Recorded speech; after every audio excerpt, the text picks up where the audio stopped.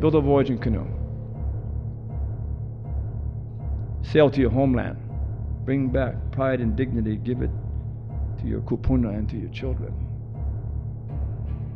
Change history.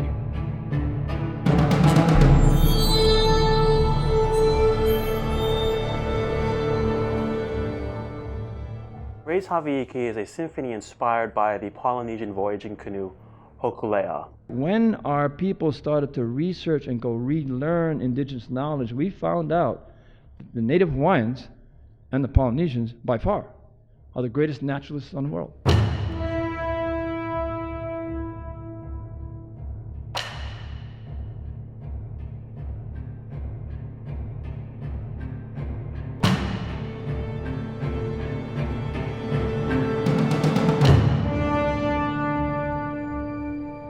And the other thing that you learn is that you really carry aboard that canoe very limited resources of food and water, so you have to marshal them very carefully.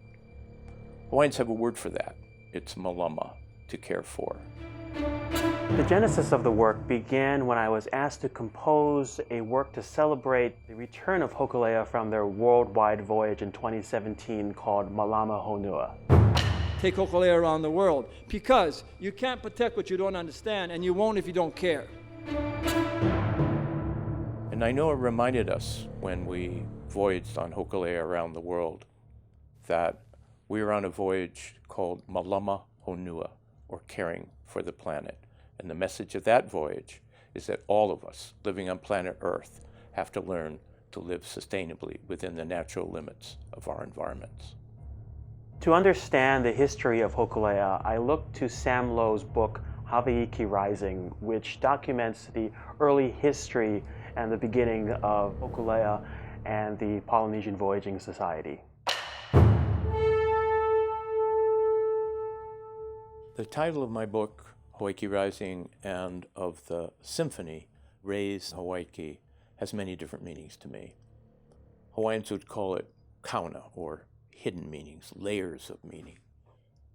It refers first to Hawaiki, the homeland, the mythic homeland of all Polynesians. No one knows where it is, but that's what we think of when we think of where the Polynesians first arrived in the Pacific and then spread out with their canoes to settle all those islands.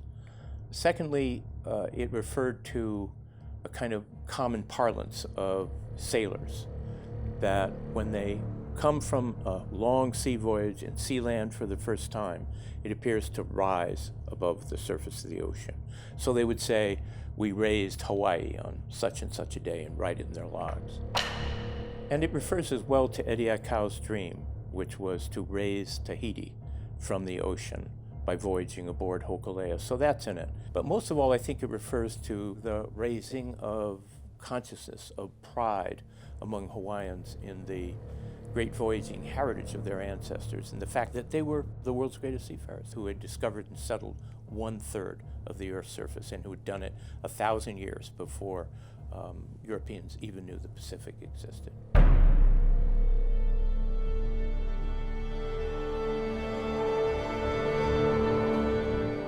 Many of the musical ideas are symbolically conceived. So pitches, rhythms, the shape of the melody, all represent some idea related to Hokulea, the sea, the wind. In the first movement, before the chorus enters, we hear music in the very lowest register of the orchestra, timpani drums, the bass pizzicato, and a contrabassoon. They play a long string of repeating notes, and this is the idea of a heartbeat, a rising pulse, an awakening of the Hawaiian people. Above the pulse, the chorus sings a traditional chant asking for the blessing of the ancestors.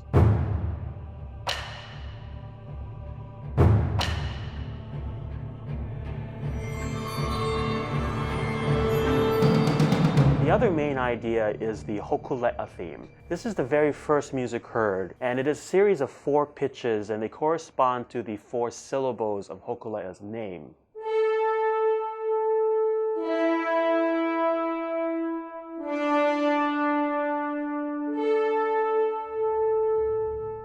The shape and contour of the theme are constructed to outline the hull of the canoe as well as the outline of the sails. The entire work opens with a double presentation of the theme, first in the brass and then in the strings. So what we hear at the very beginning is a sonic image of Hokulea.